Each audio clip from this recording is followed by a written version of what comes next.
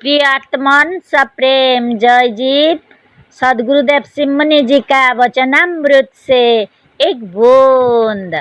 अध्याय 27 योग के विघ्न और बाधाएं। जगदर्शन शास्त्र के 29वें सूत्र तक की व्याख्या हो चुकी। इस जगदर्शन शास्त्र के इधर वाले सूत्रों में प्रणव की चर्चा हो रही है। प्रणव मंत्र किसे कहते हैं, वह किसका वाचक है, उसके जप का रूप क्या है, जप कहते किसे हैं और प्रणव जप का फल क्या है, इन सब बातों का वर्णन हो चुका है। प्रणव जप के फल की व्याख्या करते हुए सूत्रकार ने कहा है कि ततः प्रत्येक चेतना अधिगम अप्यंतराया भावश्च। इससे प्रत्येक चेतना जो आत्मा है उसकी प्राप्ति या साक्षात्कार होता है और योग के अंतरायों अर्थात विघ्न बाधाओं का नाश होता है। जिससे किसी काम में रुकावट या अड़चन पड़े, बाधा पड़े या विघ्न उपस्थित हो, उसी को अंतराय कहते हैं। अड़चन, रुकावट, बाधा, मार्ग के रोड़ों और विघ्नों को अंतराय कहते हैं। प्रणव के जप से इन अंतरायों का भी नाश होता है, अर्थात प्रणव के जप से योग मार्ग के विघ्न बाधाओं का भी नाश होता और साधक निष्कंटक, निर्विकार और स्वस्थ होकर अपने लक्ष्य स्थान को प्राप्त होता है। ये अंतराय 9 प्रकार की होती हैं। इन्हीं 9 प्रकार की अंतरायों की व्याख्या करने के लिए सूत्रकार मुनिवर पतंजलि ने 30वें सूत्र को लिखा है, जो निम्नलिखित प्रकार से है। व्याधि स्थान संशय प्रमादालस्य विरति भ्रांति दर्शना लब्ध भूमिकत्व अनवस्थितत्वानि चित्त विक्षेपास्ते अंतराया 30। अर्थ: व्याधि, स्थान, संशय, प्रमाद, आलस्य, अविरति, भ्रांति दर्शन, अलब्ध भूमिकत्व, अनवस्थितत्व आदि 9 प्रकार के जो चित्त में विक्षेप डालने वाले हैं या चित्तों को विक्षिप्त करने वाले हैं, उन्हीं को अंतराय कहते हैं। इनका नाश प्रणव के जप से होता है। अब इन 9 प्रकार के अंतरायों की व्याख्या अलग अलग करेंगे। व्याधि, व्याधि कहते हैं रोगों को, चाहे आप उनका संबंध मन से माने या शरीर से माने।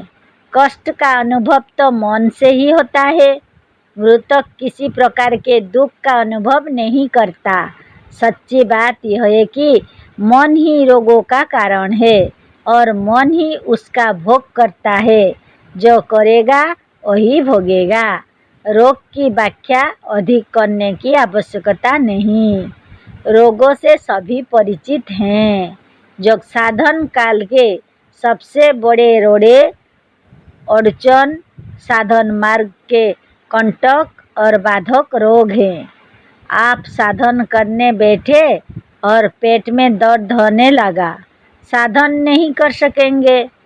सिर में दर्द है, गठिया है, जोर है, दमा है, खांसी है अथवा मन में कोई बड़ी चिंता है, आप योग नहीं कर सकेंगे। अतः रोग में योग नहीं हो सकता। रोग योग के बाधक है। अतः योगी को ऐसा साधन करना चाहिए जिससे योग के सर्वांगों का पालन भी हो और सब प्रकार के रोग भी दूर हो। प्रणव जप से योग के सर्वांगों का पालन या साधन भी हो जाता है और हर प्रकार के रोग भी दूर हो जाते हैं। पर एक बात हम ही कह देना चाहते हैं कि मुनि समाज में जो योग का व्यायाम बतलाया जाता है वह रोगों को दूर करने में सर्वोच्च और सर्वोत्कृष्ट है। प्रणव जप की दीक्षा भी सदस्यों को दी जाती है। अतः जो सदस्य चाहे वे अवकाश अनुसार इस प्रणव जप को भी कर सकते हैं। दोनों करें तो बहुत अच्छा है। जो लोग किसी तरह से दोनों ना कर सके उनके लिए कौन सा उत्तम होगा? इस प्रश्न के उत्तर में हमें यह कहना है कि जो दोनों ना कर सके और इन दोनों में से एक ही करना चाहे उनके लिए योग व्यायाम अधिक उपयुक्त होगा। शरीर को निरोग रखने के लिए योग व्यायाम सर्वोत्तम है और योग के सर्वांगों का पालन भी सबसे अधिक होता है। पर मन को शांत करने तथा शरीरस्थ जीवाणुओं को सचेतन करने की शक्ति प्रणव जप में अधिक है। पर दमा रोग में हमारे किसी शिष्य ने कहा है कि प्रणव का अधिक जप उनके लिए हानिकारक हुआ है। पर केवल अजपा जप, प्राण उपासना या प्राण चिंतन से दमा, श्वास और खांसी के प्रत्येक रोगों को आश्चर्यजनक लाभ पहुंचा है। योग व्यायाम के बाद अत्यंत निश्चल शरीर से वृक्षासन करना भी दमा और खांसी में लाभदायक है। प्रणव का जप या योग व्यायाम दमा के रोगी को कम करना चाहिए। इतना करना चाहिए जिसमें जरा भी साधक थके नहीं। पर योग व्यायाम करना सबको चाहिए। कुछ लोग कहते हैं कि अधिक करने से यदि योग में भी हानि का डर है तो योग क्या ही क्यों जाए। हम पूछते हैं कि अधिक खाने से यदि रोग हो जाता है तो भोजन ही ना किया जाए। भोजन से भी अधिक आवश्यक योग है। पर अधिक और हानि किसी का अच्छा नहीं है। पर अनुत्साही लोग हर कार्य में कोई ना कोई छिद्र ढूंढते हैं। अनुत्साहवश यह साधन नहीं करना चाहते, केवल ना करने के लिए कोई ना कोई बहाना ढूंढना चाहते हैं।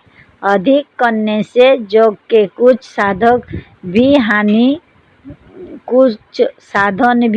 हानि पहुंचाते हैं। बस योग ना करने का अनुत्साहियों को एक बहाना मिल गया। इसी अनुत्साह को स्त्यान कहते हैं।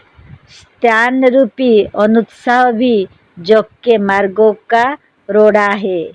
योग में विघ्न डालने वाला है। सत्संग, स्वाध्याय और प्रणव के जप से स्त्यान का नाश होता है। साधन काल में मनुष्य को संशय भी बहुत होता है। हाथ को ऐसे रखें या ऐसे रखें, इस आसन से साधन करें या इस आसन से करें, अंगुलियों को कैसे रखें। बात बात में संशय उत्पन्न होता है और संशय से ग्रस्त होकर साधक साधन छोड़ देता है। अतः योग साधन में संशय भी एक अंतराय है। यह भी प्रणव जप से नष्ट होता है।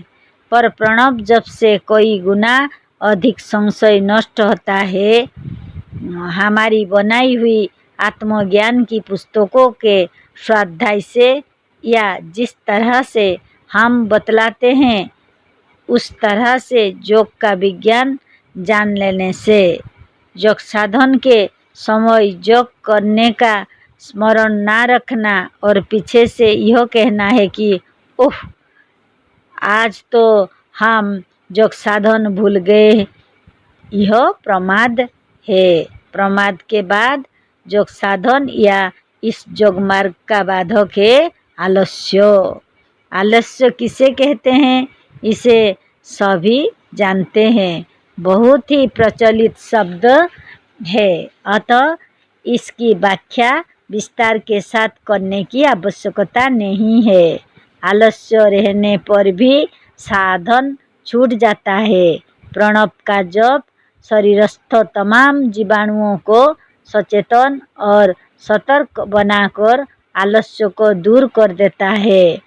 इसके बाद योग में बाधा डालने वाली चित्त की विक्षेप वृत्तियों में से अविरति का नाम आया है।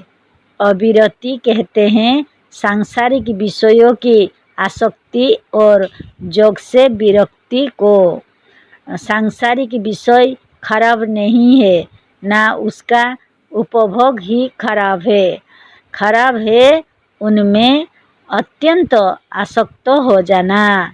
जो विषयों में अत्यंत आसक्त है वह भी योग नहीं कर सकता, उसमें योग के प्रति प्रेम नहीं होता।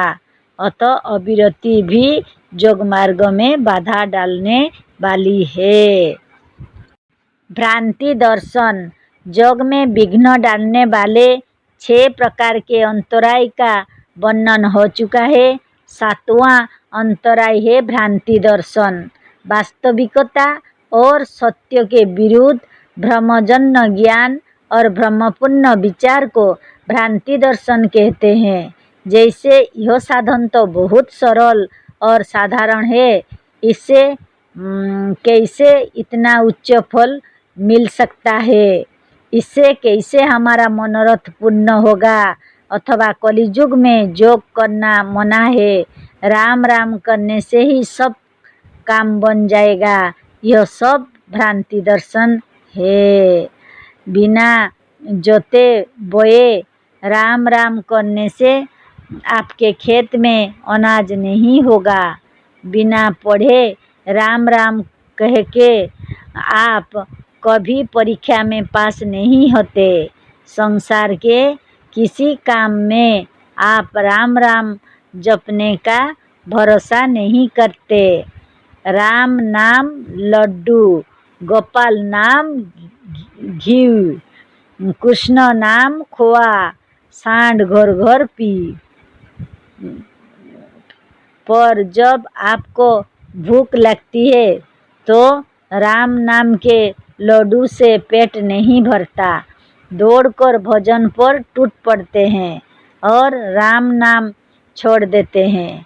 जब किसी काम में आप राम नाम का भरोसा नहीं करते और रात दिन पुरुषार्थ करते हैं तो योग साधन के समय ही क्यों ऐसा विचार करते हैं कि कलियुग में योग करने की आवश्यकता नहीं, राम नाम रटने से सब काम बन जाएगा।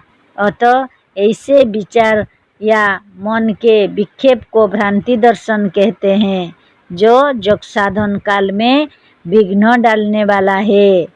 8वां अंतराय है अलब्ध भूमिकत्व। सब साधन ठीक करके जब लोग समाधि में पहुँचने वाले होते हैं तो उसके करीब तक पहुंचकर लौट पड़ते हैं। एक अपरिचित अवस्था में जाते समय लोग डर जाते हैं और उस योग पद की नहीं प्राप्त कर सकते हैं। जैसे बकरी को अच्छी अच्छी वस्तु खिलाने के लिए भी ले जाइए और आराम से गोद में लेकर जाइए तो भी मैं करती हैं। समाधि में जाते समय कोई दुख नहीं होता, पर पहले पहले जब मनुष्य वहाँ पहुँचने लगता है तो उसे ऐसी शंका होती है कि कहीं हम मर ना जाए, इसी से उस पद को बिना प्राप्त किए लौट आता है। इसी को अलब्ध भूमिकत्व कहते हैं। 9वां अंतराय या विघ्न है अनवस्थितत्व। समाधि को प्राप्त करके भी वहाँ 10-15 सेकंड से अधिक ना टिक सकता अनवस्थितत्व है। यह अनवस्थितत्व चक्रभेदन वाली क्रिया जो मुनि समाज में बतलाई जाती है उससे मिट जाता है और प्रणव जप भी इसमें लाभदायक है। ओम जय जीव।